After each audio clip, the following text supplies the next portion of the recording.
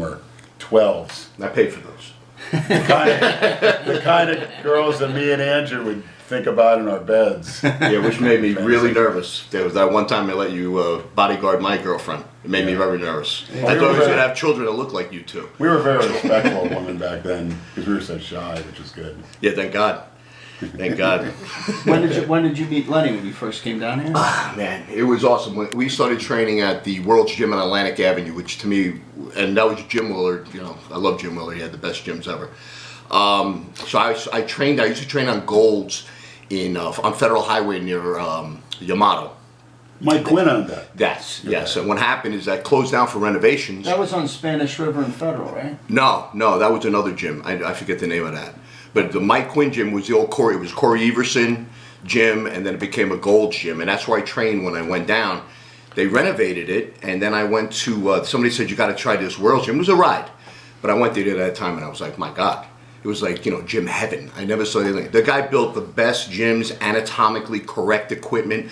4 of these, 3 of these, all different types. And for all the maniacs, that's the old World Gym we always reference, where I met you, Kalura, Big Richard, Saul, everyone else. Which is now Planet Fitness. Right. Unfortunately, there wasn't any filming done back then because Tell me about we it. would have went viral.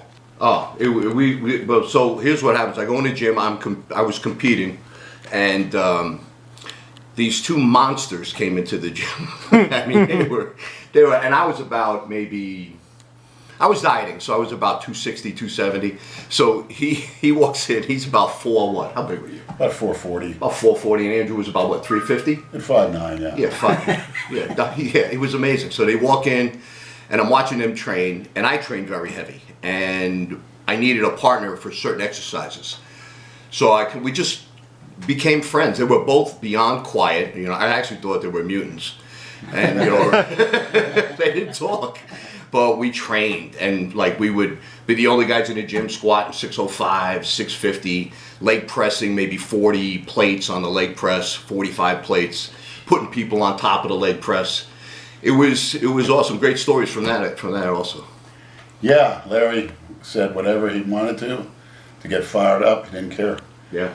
Who was listening, and if they want to get in his face, he would want it to happen. Oh no, I made fun of everybody. But I'll say this, you were also one of the nicest guys in that gym, because I always used to walk by you and say hi. You were always very friendly. You were your biggest dude there, but you're also always the friendliest too.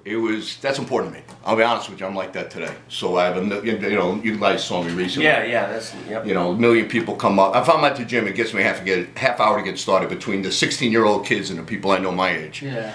But you try to do that. You want to influence yourself on the young guys. So Lenny's been doing it. You guys been doing that lately at the gym when I see you. Recently. It took us a lot to get out of our shell, and I'm trying to think what it was. We just had low self-esteem.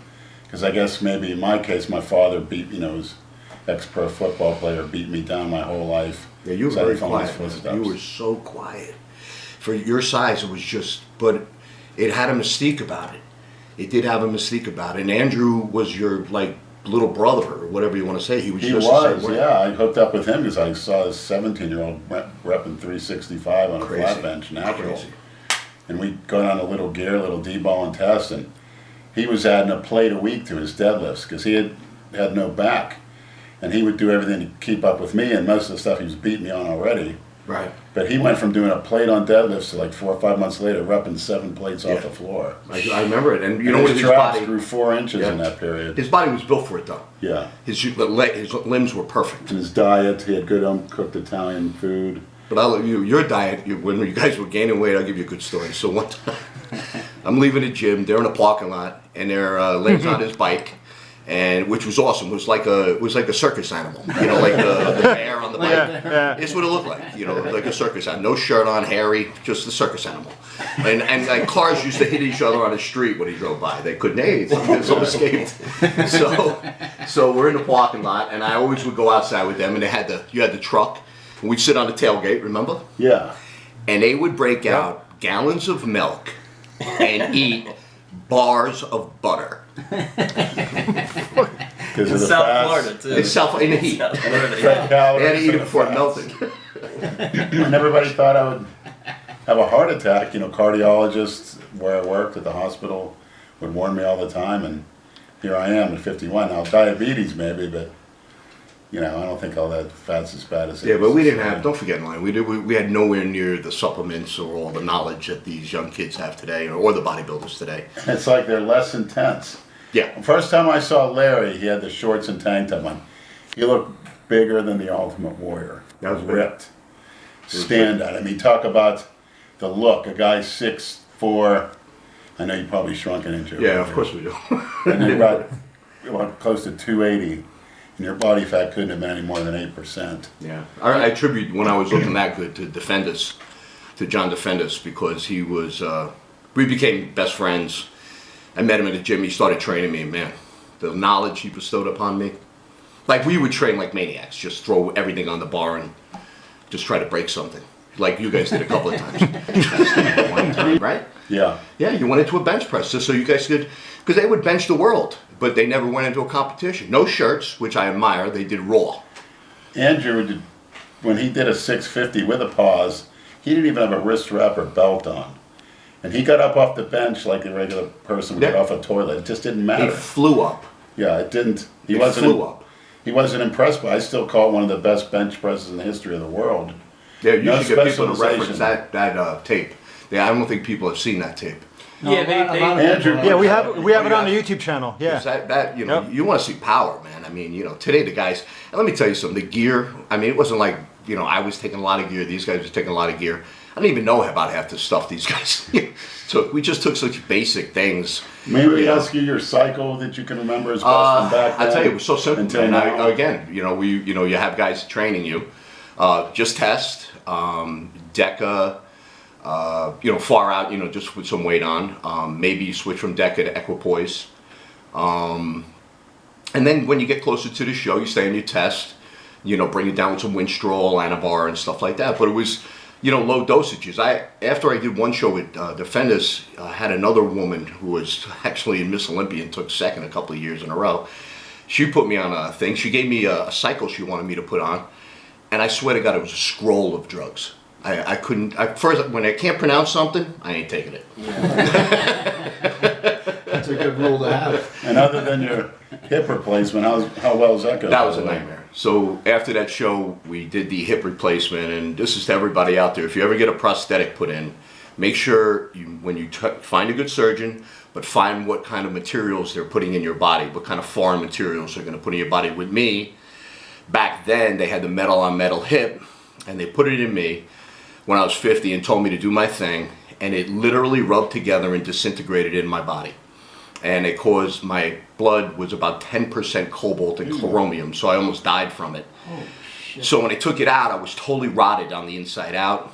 I had about 3 years ago, 4 major surgeries within a 9-month period, and almost died of staph and Klebsiella pneumonia at one time. So, yeah, so when you have a knee done, or anybody, all the older guys out there, make sure they know what the fuck they're putting in. Can I say that? Yes. Yeah, make sure they know what, because I get a little emotional with that, because it really changed my whole life. Changed my whole life. In what way? Just Don't forget, you when you get hurt like that mentally, when you're always training, you're training, you always want to look good. You never want to not look good. So having a prosthetic hip, and also I was on a walker for a year and a half, and I had a PICC line in my left arm for 6 months, which is, I had to have antibiotics put in me twice a day. So I had all this stuff in me. It was just humiliating personally, because I had to go through all that personally. But the people in the gym were the biggest motivating thing to me. They would get more motivated me walking in on a walker every day and training the best I could. That's great. So they were the best. That's why the gym family thing, like we're friends forever, right? I know I ran into a couple of guys here on the podcast. We haven't seen each other, but we all know each other. It's a cult. It's a family. but those were the days back then. Oh.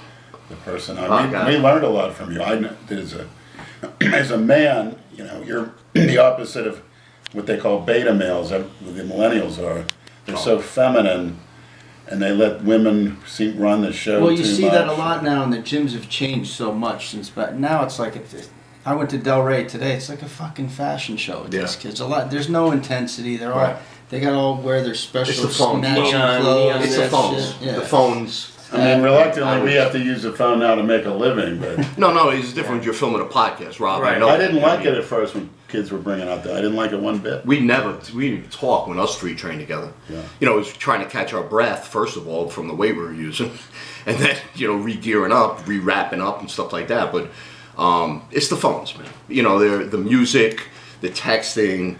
You know, they could sit on a piece of equipment for 10 minutes and then start up again.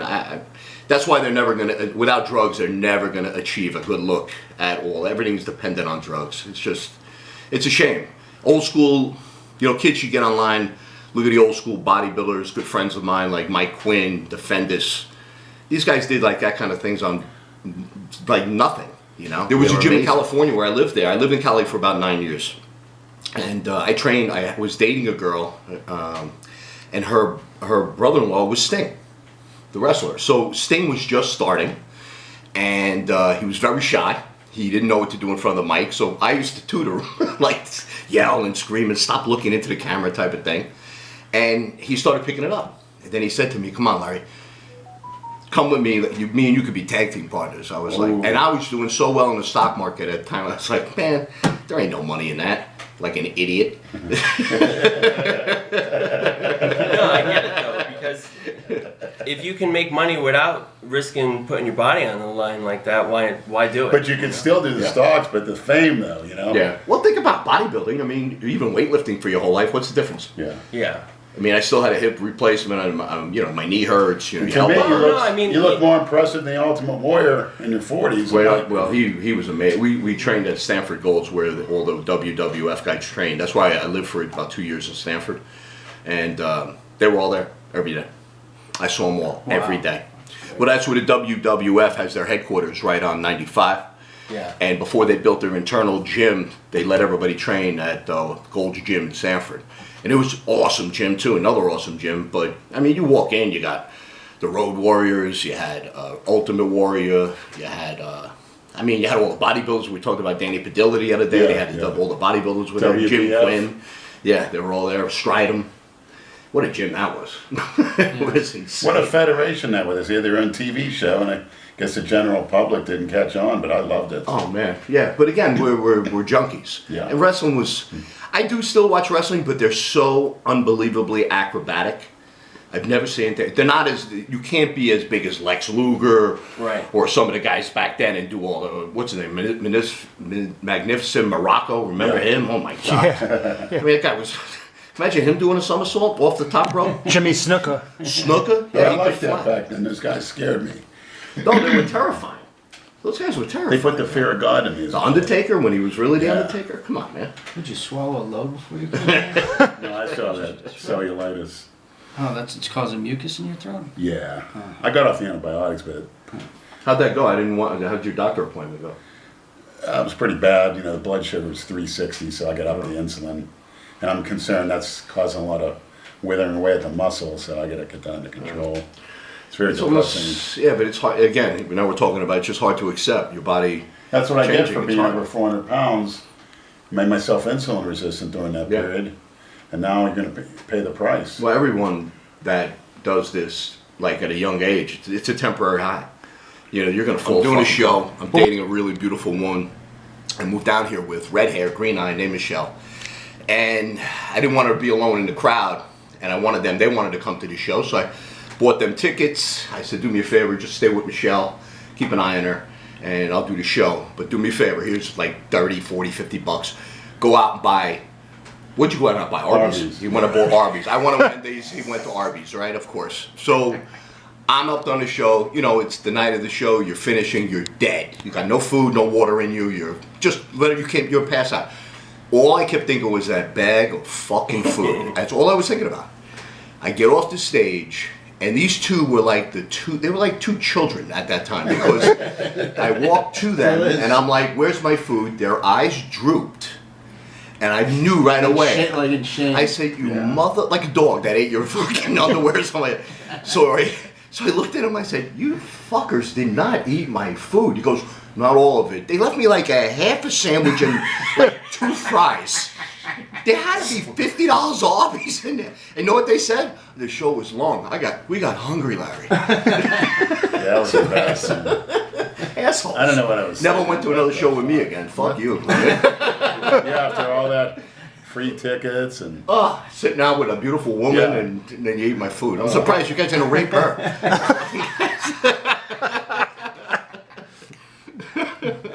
no, we were too shy. We were afraid to approach a girl. Matter of fact, But you weren't afraid to eat. Andrew, his food. I wasn't afraid of that. 'Cause you know what? I could buy more. That's why. Andrew's the first person I know that bench 600 is a virgin. No, he was a virgin all that time? Yes. When Well, I was that? finally hooked him up with a blonde, but he actually Till what uses- age? 21. Oh, so that explains everything, why strong he was. He was getting more testosterone Yeah, than yeah, a yeah. volcano. He wasn't afraid of the 600-pound bar, but he was Yeah. afraid to talk to girls. Yeah, he was like Mount Suvius when I he mean, went off. I would say you got to be like Larry, and I think you said it one time. Even if you talk to 10 girls, you Process of elimination. positive. I'll give you a positive response. You're batting 300. Hold on, that's my philosophy. If you're not even a good-looking guy, you can go around the bar and you're going home with somebody. A couple of slaps in the face, who gives a shit? You know what I'm saying? That's all it takes is the courage to come up to them. That's all it Your takes. confidence. You're right. But you know something, man? What can they say? I've been on the phone my whole life as a stockbroker and raising money. I keep asking for money until they say, "Fuck you, you prick," and I say, "Well, is that a no?" And then they hang up. Can I talk to your wife then about this? So persistency is and that's hey, that's why I have a wife that's 18 years younger than me. Right? That explains You a lot, got to 'cause ask. On the comments, they call us every name in the book, and the stuff doesn't bother us anymore. Well, who's throwing the comments? I would love to see the pictures of their resume. Exactly. Yeah, show me. Like if somebody makes fun of me tomorrow, hey, I'll tell you where I live. Come to my house and just sit on the lawn with me. You tell me more about yourself. Love to meet you, my man. Whoever that makes comments, you better have all thumbs up, motherfucker. Not gonna happen. And the people you put on them were just characters. So I dug it to hell. Do you remember Big Richard from the old world, Jim? Yeah, I do. I saw a picture of him. I actually watched a video the other day. He was on one of your videos recently, I think. I'm not sure.